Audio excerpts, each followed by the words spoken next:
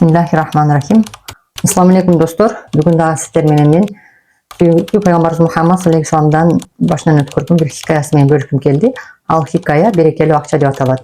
Күндөрдүн биринде Peygamber Muhammed sallallahu aleyhi ve sellem сүйүктүү Peygamberimizin kүйүү баласын аты Ali radhiyallahu anhu'nu bazarga жиберет. Колуна 12 dirham берет. Бар я Ali bazarga barda мага bir көйнөк алып келчи дейт. Peygamber sallallahu aleyhi ve sellem өзү деле барса болмок. Бирок бул жерде сурануу менен Ali radhiyallahu anhu'nu жиберди. Ali radhiyallahu anhu келет базарга. Келет дагы 12 дирхамдын болгонуна bir жашнакай көйнөк алып Peygamber sallallahu aleyhi ve sellem алып келет. Rasulullah sallallahu aleyhi ve sellem жана көйнөктү көрөт, кийип көрөт. Ушунчалык жашнакай көйнөк, бирок кымбат. Кымбат болгондо билесиздер, Peygamber sallallahu aleyhi ve sellem эч качан ушунчалык жөнөкөй болгон, эч качан кымбат нерсе кийген эмес, даже үйүндө бир бүтүн нан болгон эмес да. Ошол жөнөкөйлүгү менен Ali radhiyallahu anhu'дан сурайт. "Я Ali" дейт, "Базарда мындан арзан көйнөк жокпу экен?" дейт. Ali radhiyallahu anhu "Бар Rasulullah" дейт.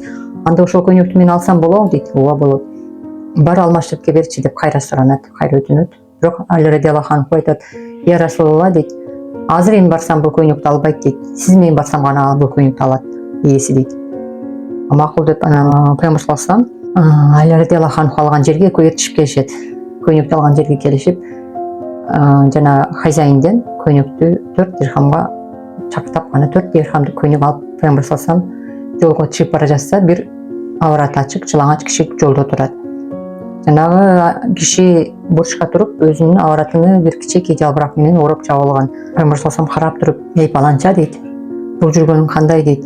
"Авратыңды жаппайсыңбы" дегенде, жана киши айтат: "Я Rasulullah" дейт. "Болгон кийимим азыр бирөөгө карыз элем" дейт. "Ушул жерден келип чечип кетти. Азыр менин эч кандай мүмкүнчүлүгүм жок. Караңгы кирсе, түн кирсе үйүмө кетип калайын деп турам ушул жерде" дейт. Дегенде Rasulullah sallallahu aleyhi ve sellem жанагы алган көйнөгүн тиги кишиге берет. Ал киши ушунчалык рахматын айтып, шүгүр Аллага деп Rasulullohго ыйман келтирет. Жолун улап үйүнө кетет.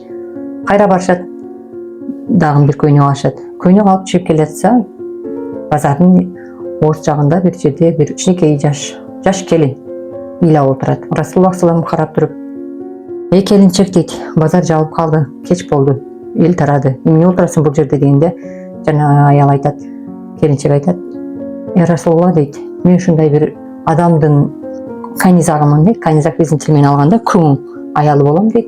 "Мени кожоюнум 4 дирхам берип базарга жиберди. Ал берген дирхамды мен базардан кире бериш жеринде" дейт, "ошол турган жеримде колумдан каракчылар жулуп кетти. Эми мен эч жака бара албайм. Кайра үйгө барсам, хозяиним урушат. Ошого эмне кылышымды билбей ушул жерде турам" деп ыйлап калат.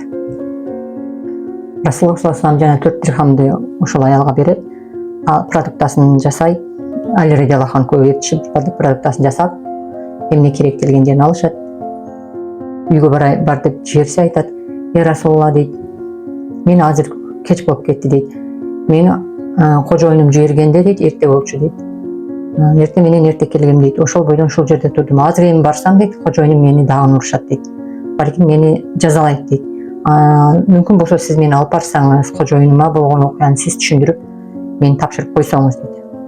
Rasulullah sallallahu aleyhi ve sellem макул дейт, жана аялды эртиштип келет. Экөө келе жатса, ушунчалык ээн талада, мындайча айтканда, билесиздер, араб өлкөсү ушунчалык ээн тала чөл менен курулган. Ошол bir бедуин жашайт ошол жерде. Бирок ал динсиз болот. Rasulullah sallallahu aleyhi ve sellem'га ишенет, бирок динди кабыл алган эмес болот. Анан келип Rasulullah sallallahu aleyhi ve sellem эшигине жетерде "Ассаламу алейкум" дейт. Дегенде жана үйдөн шам жанып турат, жарык түшүп турат, бирок үн чыкпайт, жооп албайт, алек алынбайт. Кайра бир аз жакындап келип, дагы "Ассаламу алейкум" дейт. Дагы үн чыкпайт. Дагы Peygamber sallallahu aleyhi ve sellem жана эшикке келип, эшигин ачып "Ассаламу алейкум ушул үйдүн жашоочусуларына" дегенде, эшик ачаттан "Ва алейкум ассалам" деп bir ошол жанагы келинчектин кожоюну чыгат. Дегенде Rasulullah sallallahu aleyhi ve sellem сурайт: "Эй паланча" дейт, "Сен үйдө турбайсың, эмне үчүн мага алегиме салам албадың" дегенде, жанагы бедуин айтат да: "Мен ушунча жылдан бери" дейт, "ошол жерге" дейт, "сиздин келишиңизди күтүп жашагам" дейт. "Мындай кандай берекелүү бул канизак" дейт, жана канизак айтат: "Ошол жерге сиздин келишиңизге себепчи болуп" дейт, "ошол сиздин саламыңыз" дейт, "менин эшигиме келди" дейт. "Ошол сиздин саламыңызды мен кайра угуш үчүн" дейт, "мен ошол жерден сизге жооп бербей турганмын" дейт да. Көрдүңүздөрбү? Peygamber sallallahu aleyhi ve sellem'in salamını ушунчалык күткөн. А биз канча вакыттан бери ушунча жашап келебиз. Бизге Peygamber sallallahu aleyhi ve sellem салам айткан. Мен ümmetlerime de biz üçün canını bergen, biz üçün barını Peygamber sallallahu kандай siylap, kандай suyuz, her bir adamın özünün жүрөгүндө да.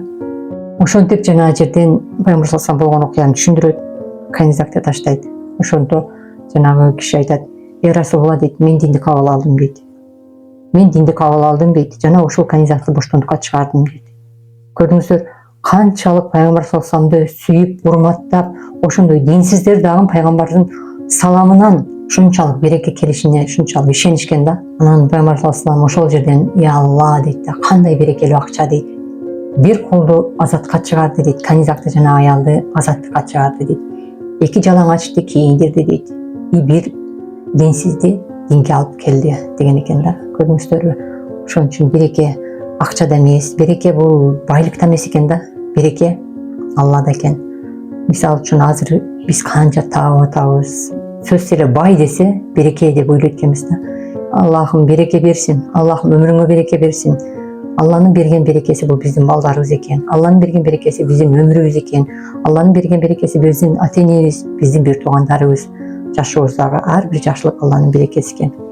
Мен да сиздерге береке каалайм. Ассаламу алейкум рахматуллахи ва баракатух.